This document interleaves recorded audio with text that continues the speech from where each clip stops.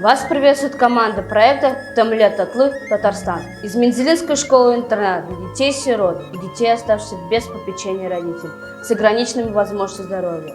Изучив различные источники о кухне разных народов, мы поняли, что кухня татарского народа воплотила в себе культурную, этническую и религиозную традицию, формировавшуюся на протяжении многих веков. Сегодня она, пожалуй, одна из самых сытных и вкусных во всем мире. Татарский народ бережно хранит традиции приготовления национальных блюд, передавая их из поколения в поколение, которые дошли и до наших дней. Основу татарской кухни до сих пор составляют мясные блюда, супы и похлебки на крепком бульоне, а также и выпечки из пресного дрожжевого, сдобного кислого сладкого теста. Сложно представить стол без разнообразной выпечки. Ее готовят по-домашнему вкусно, вкладывая все умение и душу. Сегодня мы познакомим вас с рецептом приготовления национального блюда элеш. В переводе с татарского языка это слово означает порция. Это порционные, очень сытные и небольшие круглые пирожки из дрожжевого теста на сметане с начинкой из картофеля и мяса.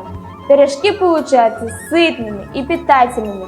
Их можно взять с собой на перекус, на работу или в дорогу.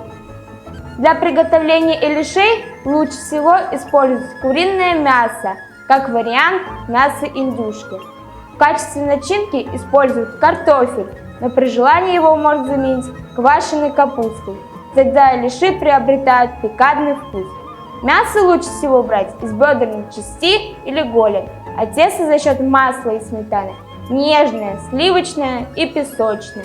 Для приготовления элешей нам понадобится 5-4 стакана муки, 5 столовых ложек сливочного масла растопленного, полстакана сметаны, чайная ложка разрыхлителя, 1 яйцо, картошка, лук и голень. Начинаем готовить тесто. Выливаем сливочное масло, сметану, добавляем яйцо, добавляем щепотку соли. Высыпаем порциями просеянную муку. Перемешиваем. Замесили мягкое эластичное тесто. Делим на порционные части. Давайте займемся приготовлением начинки. Снимаем мясо с костей, нарезаем мелкими кусками. Нарезаем мелкими кубиками картофель.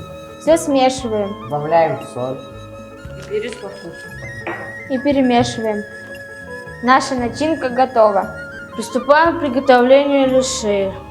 Раскатываем тесто на лепешки. Большое 8 см, а маленькую лепешку на 4 см. Накладываем 1 столовую ложку начинки на лепешку. Накрываем сверху маленьким и лепим. Слепляем края. На противень кладем пергаментный лист бумаги и выкладываем элеши. Ставим в духовку на 180 градусов примерно на 45 минут. Пока готовятся наши элеши, хотелось бы сказать, вкусные, полезные татарские национальные блюда, уместные как и на семейном домашнем столе, так и на изысканном банкетном столе перворазрядного ресторана. Существует даже определение: если есть национальная кухня, то это народ, если нет, то это часть какого-то народа. Татарская кухня не только самобытная и богата, но и очень полезна с точки зрения современной науки о питании. Питание для каждого человека является неотъемлемо важным процессом в жизнедеятельности его организма. Поэтому в настоящее время профессия повара является самой популярной и актуальной профессией в мире. Приготовлением пищи занимается повсюду. Столовые предприятия, организации, учебные заведения, кафе и так далее.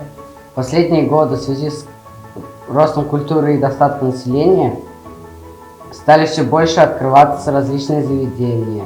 Причин тому несколько. Желание людей попробовать что-то новое, узнать больше о традициях другой страны посредством дегустации ее кухни, либо же как можно меньше времени проводить дома у плиты. Результатом является невероятная популярность различных заведений и пиццерий.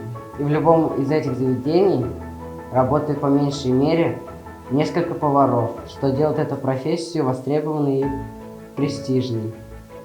На профессию повара стоит обратить внимание при выборе специальности, ведь при желании можно добиться наибольшего успеха. Наши ильши уже приготовили, достаем.